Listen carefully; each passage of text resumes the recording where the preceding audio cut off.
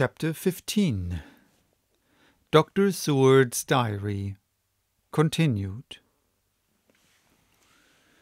For a while sheer anger mastered me. It was as if he had, during her life, struck Lucy on the face.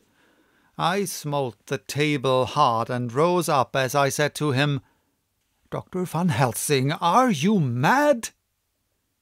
He raised his head and looked at me, and somehow the tenderness of his face calmed me at once. "Would I were," he said. "Madness were easy to bear compared with truth like this. Oh, my friend, why think you did I go so far round, why take so long to tell you so simple a thing? Was it because I hate you and have hated you all my life? Was it because I wished to give you pain? Was it that I wanted now so late revenge for that time when you saved my life and from a fearful death? No. Forgive me, said I. He went on. My friend, it was because I wished to be gentler in the breaking to you, for I know you have loved that so sweet lady, but even yet I do not expect you to believe. It is so hard to accept at once any abstract truths that we may doubt such to be possible, when we have always believed the no of it. It is more hard still to accept so sad a concrete truth, and of such a one as Miss Lucy. Tonight I go to prove it. Dare you come with me?" This staggered me. A man does not like to prove such a truth. Byron accepted from the category jealousy, and prove the very truth he most abhorred. He saw my hesitation, and spoke.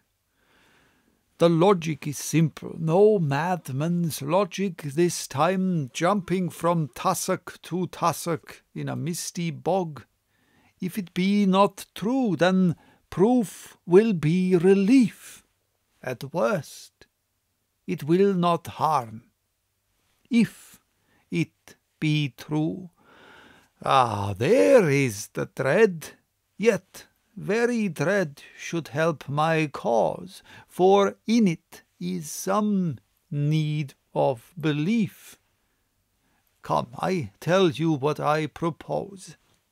First, that we go off now and see that child in the hospital, Dr. Vincent of the North Hospital, where the papers say the child is friend of mine, and I think of yours, since you were in class at Amsterdam. He will let two scientists see his case, if he will not let two friends. We shall tell him nothing, but only that we wish to learn. And then...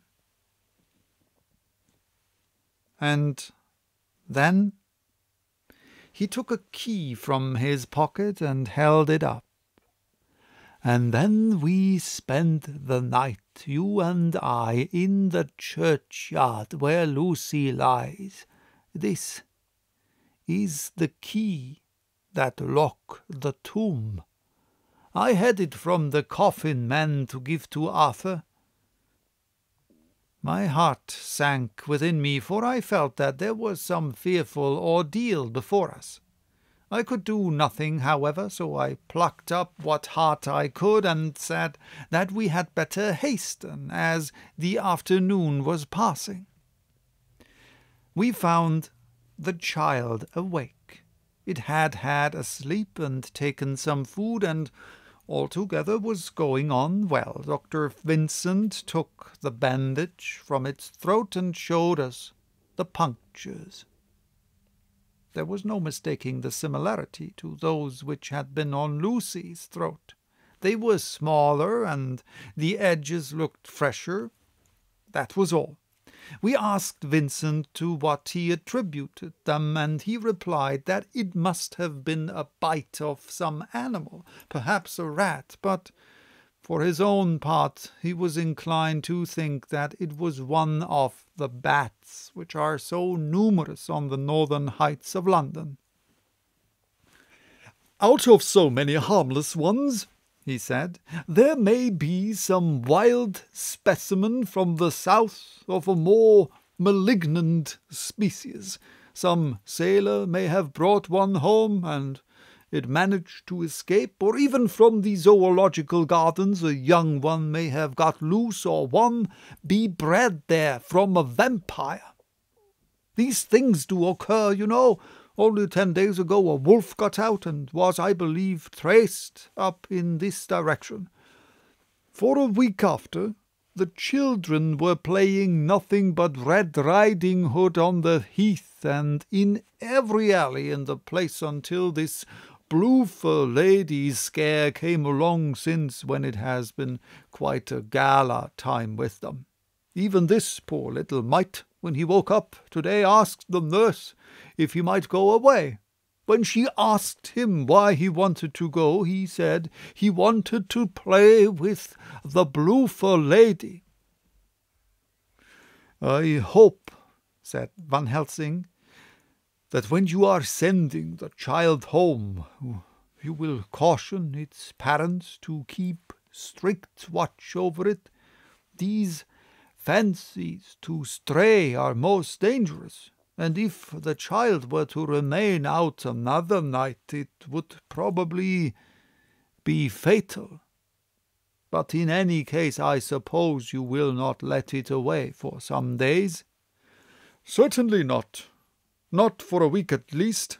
Longer, if the wound is not healed." Our visit to the hospital took more time than we had reckoned on, and the sun had dipped before we came out. When Van Helsing saw how dark it was, he said, "There is no hurry. It is more late than I thought.